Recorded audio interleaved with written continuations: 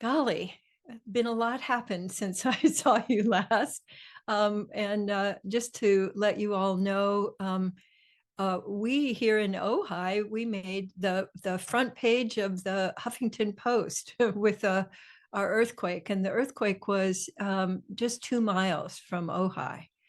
And so it was very dramatic, and in the middle of the rain and everything. And so, as far as I know, that I know it's like Michelle was just saying. In fact, Michelle, go ahead and just mention about REM. Yeah, yeah. My sister and Dean were texting, and they thought of the song "It's the End of the World as We Know It," and we put it on, and it literally says earthquakes, hurricanes. He's going through this. I don't know if you're familiar with the song, and we all were like, So, in the middle of all of that, what I realized within about 15 minutes of the earthquake, we had heard from about, I don't even know how many people.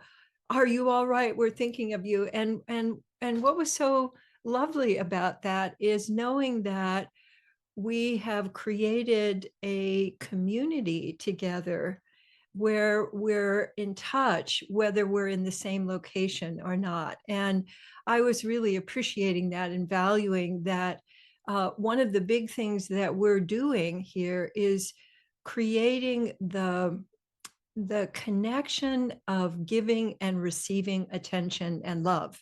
And in my experience, that goes across miles, and it goes through space. And so we can be holding each other, even if there's wild stuff going on locally.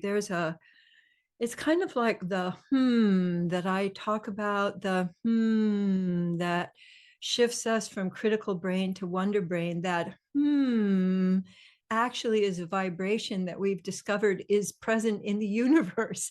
There's a in the universe. So I love that in the midst of what can be the big wobbles, that we can be together with simply giving and receiving attention, and giving and receiving love. And so that was a very heartening to hear. And so I'm wishing that all of you didn't have as dramatic a yesterday as we did.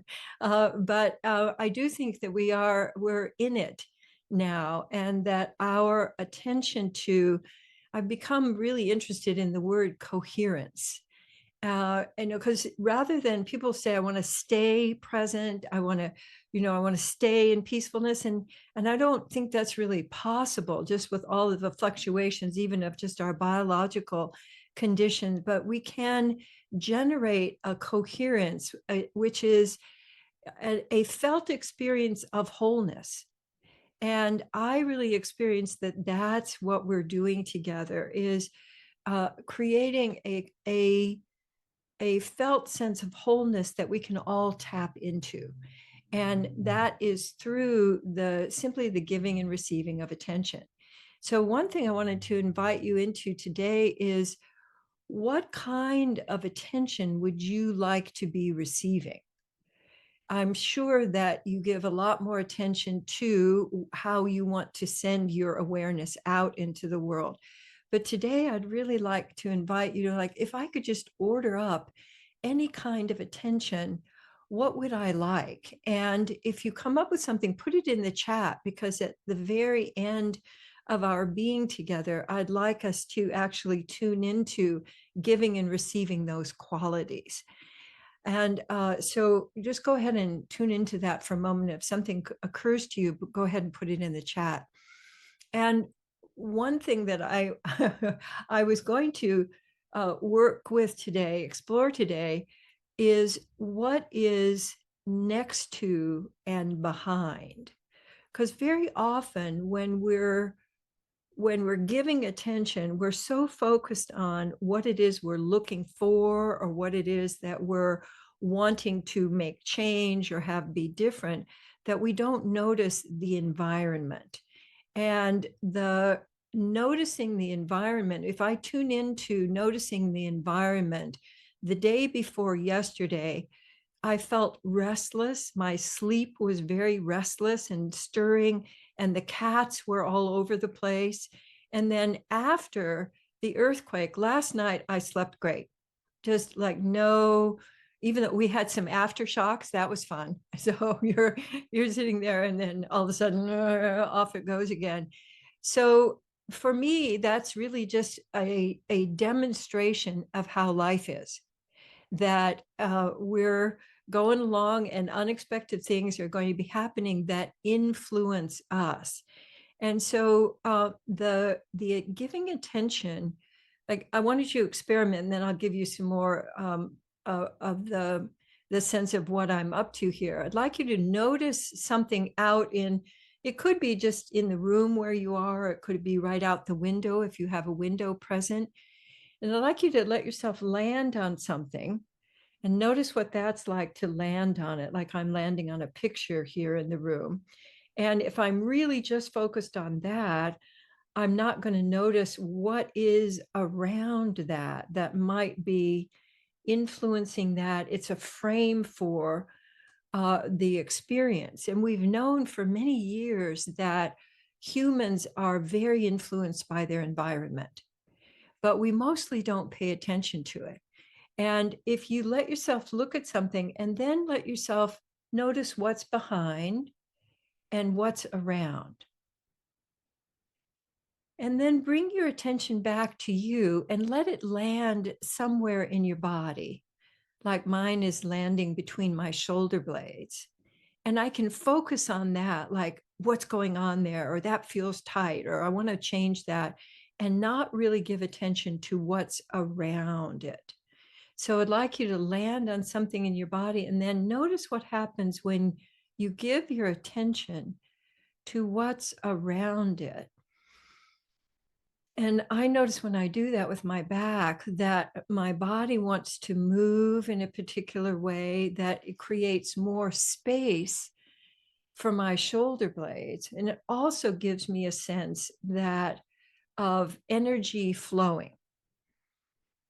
And I'd love to have you continue that for just a couple more times, is that you look out and then you look at what's around. And this habit of looking out and then looking at what's around, like what's ahead, what's behind, what's next to, has, I was just counting up, I think it has saved me from at least 5 traffic accidents. So it has very, very practical use when you're out in the world, to not just look at like where you're going, but what's ahead of that, what's around, what's behind you, what's around. So that's my, when I'm driving, that's my loop of awareness practice. I look out, I look at what's ahead, I look at what's on the sides, and I look behind. And that I have formed that into a habit that allows me to really expand my own presence and to include much more of what's going on in the environment. So I've been able to see, like I can remember a few years ago, I was driving in Northern California, and I was doing that practice of looking ahead, and I saw that the truck ahead of the truck in front of me was starting to lose lawn chairs that were attached, and they were starting to fall off. And so I was able to move over, and there was sort of a huge traffic accident and stuff that happened from that I was able to avoid. So the narrow focus that most of our life wants us to have right now, like looking at your phone, or looking at the television or looking at the news, rather than being aware of the environment, is not only a source of safety, but it's also a source of next choices for you and your own body as an environment. So notice where your attention goes to in your body. And then let yourself just wander into what's going on around that, what's going on behind that, what's going on under, because that's very often where the flow of energy will lead you. And also, like, what's really going on is, oh, there's a feeling there that I haven't tuned into yet, or oh, there's something that I want to do that I'm holding myself back from. So there's real information that comes. So as you're playing with this of gazing out, and also you might want to, instead of just looking in a kind of a pointed, narrow way, you can fan out and then let that fanning include what's around and what's under. I also find that this allows me to change my pace to stay with what's going on. So I can speed it up, I can slow it down, I can go more lateral. And there's also, I formed a relationship between what's going on in my body and what's going on out there. So very often, if I tune into me, I'll get a sense of, okay, time to look out there. There'll be a hint from my body of what the next choice is that doesn't come from my head. It doesn't come from thinking about it, because here's the thing, and I want to invite you to keep looping while you're listening. Your thinking is slower than your body sensations. Your body sensations are 4 to 10 times faster than your thinking. So your body actually literally gets there first. So if you've developed a listening to and giving awareness to what's going on in your environment, it's so often a hint of what's going on out there that you can then be in much more conscious choice about rather than at the effect of. So that was one of the main things that I wanted to share with you today. And just in terms of the earthquake, having that practice when, because we were sitting in bed, and one of the cats was on my lap when the earthquake happened, and it was a boom. I mean, it was really like a huge boom, and then things going. And I immediately went, oh, earthquake. And my awareness went to, I could feel into me, do we need to move? How does this, is this going to be just is it going to be a rolling one or just a big, and so I was immediately, I got, no, this is going to be a short one.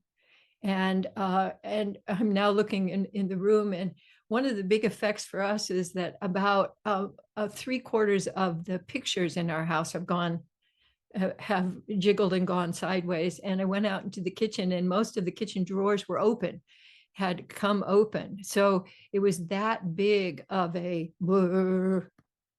because I was able to have this sense of checking in with me, checking in with my environment, checking in with Gay, I felt able to respond. So that's the other really, really, I think, so valuable about our practice, is that it moves us from reactivity. In fact, I'm just thinking right now, I could use some love scoops. So any of you who have been, yeah, who've been aware of your own reaction to what's been going on, both on Maui and, all of the disasters that we're in. I'm sure you've been giving a lot of your attention, but let yourself have some love scoops. Oh, the outpouring of love and attention. I just felt so touched by that. And what if we just made that a regular practice of the outpouring of love and attention? And also feel if there's any place in you that just wants a little bit more. So the scooping of the attention and then giving it to yourself, if you want to touch or you want to rub or you want to just scoop and hold.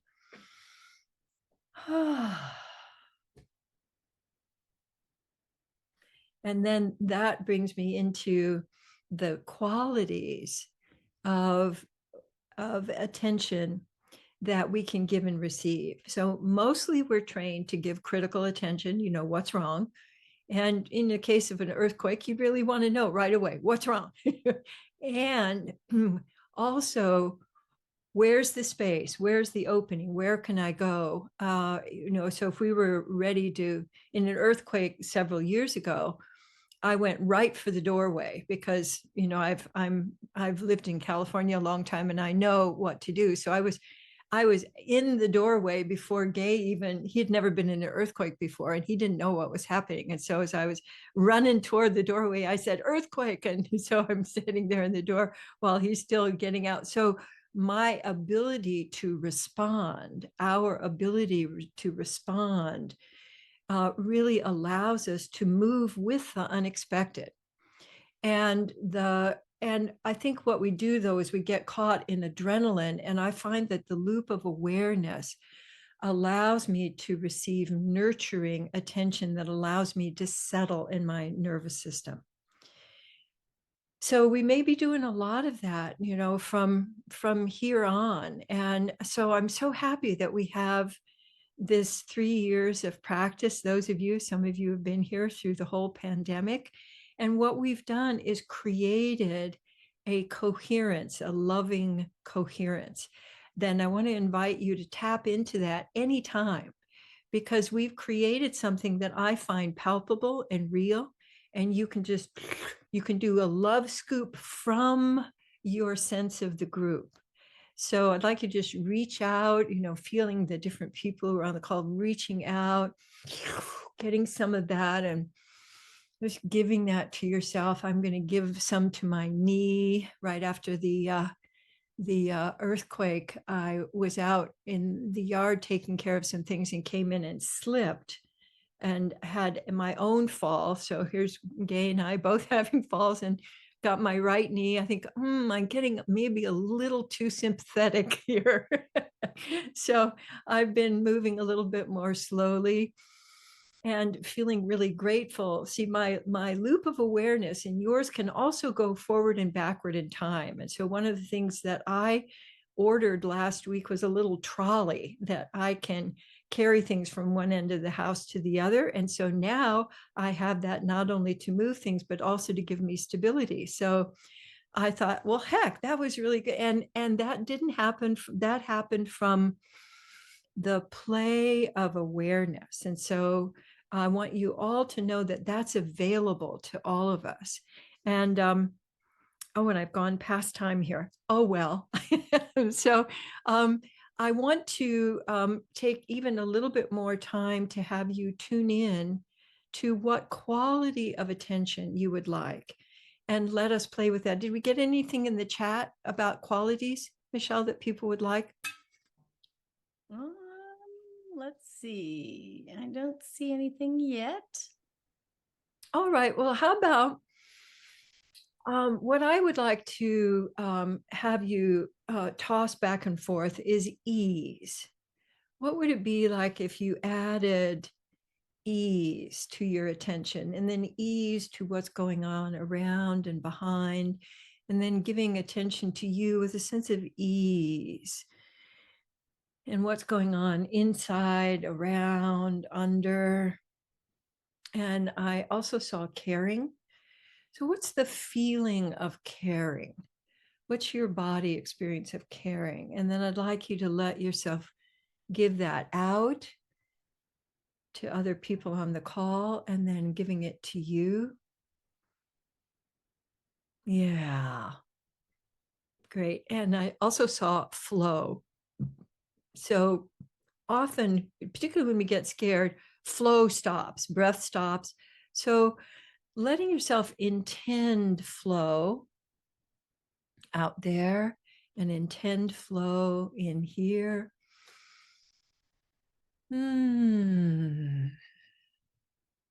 So we have attention and intention. And when we weave those together, so powerful.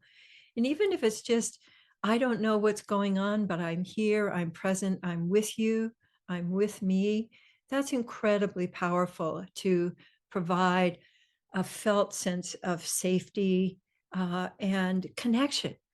Because in these times, what people really want is to connect and to know that there's somebody here with us. So thank you for connecting. I think I'm going to just leave it at this and not do Presence Connect play today.